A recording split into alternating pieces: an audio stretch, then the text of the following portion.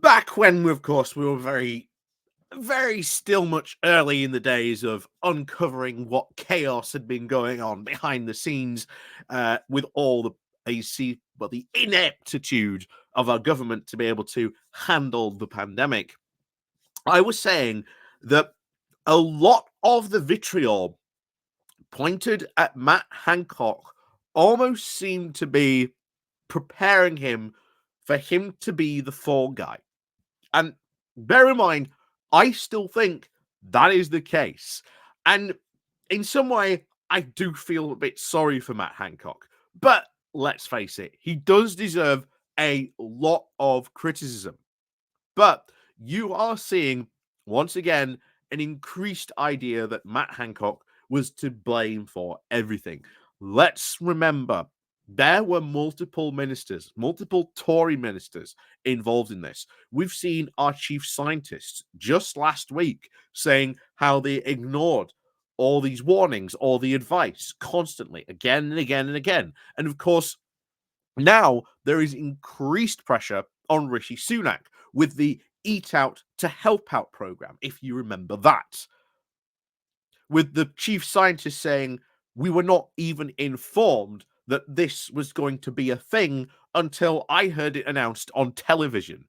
To which one, I think, was so shocked he couldn't believe what he saw Rishi Sunak saying. Because they all knew this would possibly likely drive an increase in cases. And from what we can tell from the data, ultimately this did. And if you're going to a general election and this is Rishi Sunak,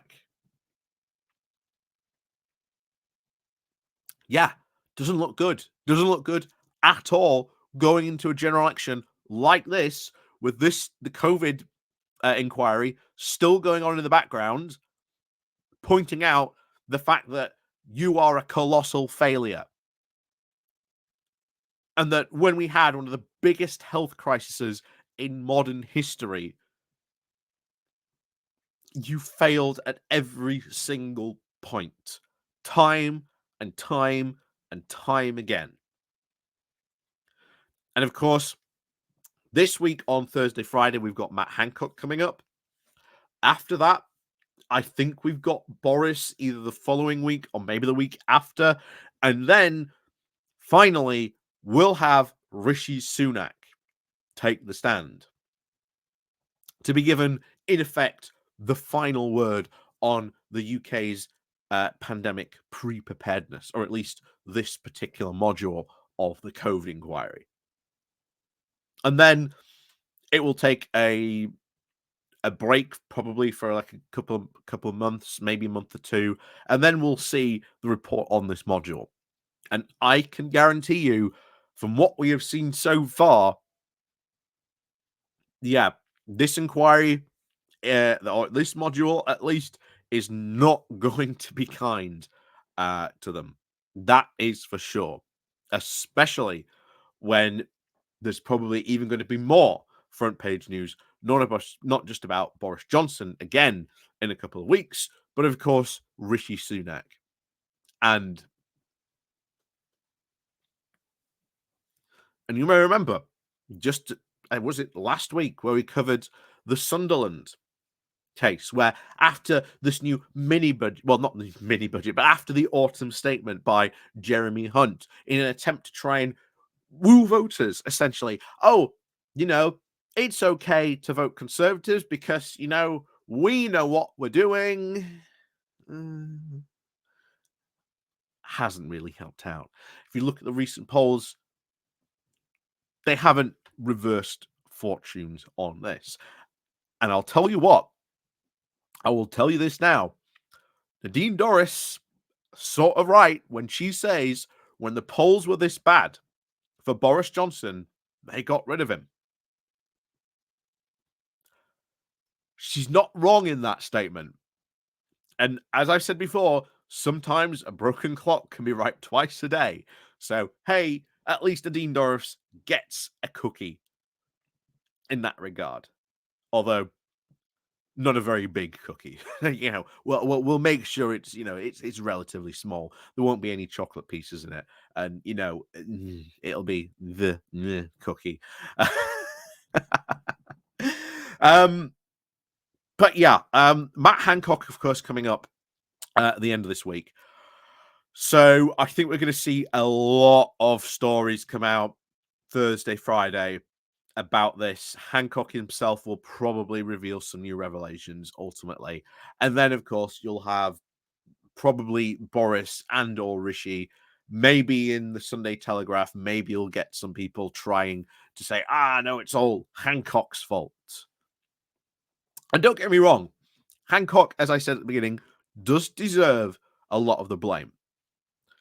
But if you have and can see at the fact in January of 2020, Matt Hancock was chairing COBRA meetings, sending warnings around that actually this virus thing looks pretty serious. Maybe we should be preparing for it, and then got ignored. Maybe Matt Hancock deserves a bit. And I'm not talking, this much credit. I'm more talking about, maybe this much credit for at least trying to warn his prime minister, the man who he's working for. Hey, there's this quite significant virus coming down the way. I think we need to be prepared for it. We need to be worried for it. We'll find out, of course, whether he really does deserve that tiny sliver of recognition. But of course, he did a lot of things wrong as well.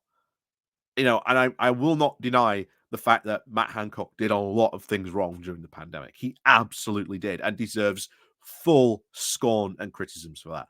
But I've always said on this channel, hey, if someone does something good, and that includes a Tory, if they say something shockingly right, like we've just quoted Nadine Dorris, although it is the fact of how quickly they got rid of Boris Johnson when the polling numbers were this bad. But credit where credit is due. And we'll see if Matt Hancock still deserves that tiniest slither, that teeny tiny slither of credit for that. We'll find out soon. We absolutely will.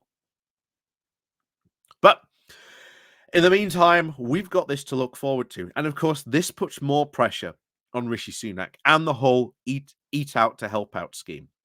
Or, as Matt Hancock called it, eat out to help the virus out. So even he was saying, gee, this seems to be a really bad idea.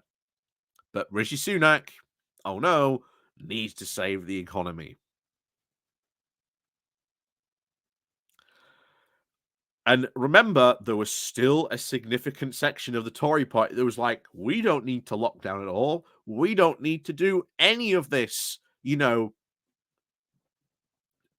basic public health safety measures that date back centuries, back to the Roman Empire when they had quarantines and lockdowns to stop things like the plague from spreading.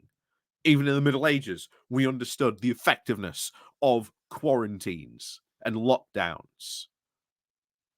But oh no, we should be more like Sweden. We should be more like Sweden, while completely ignoring the fact of what went on in Sweden during the pandemic. I wonder if they'll ever call one of those Tories leading that charge to give evidence before the inquiry. Now that would be pretty interesting because, oh boy, I think they get torn to shreds. But as always, thank you very much for watching. And of course, as always, we'll see you all next time. And until then, click on the like, share, and subscribe button. And of course, we'll see you all very soon.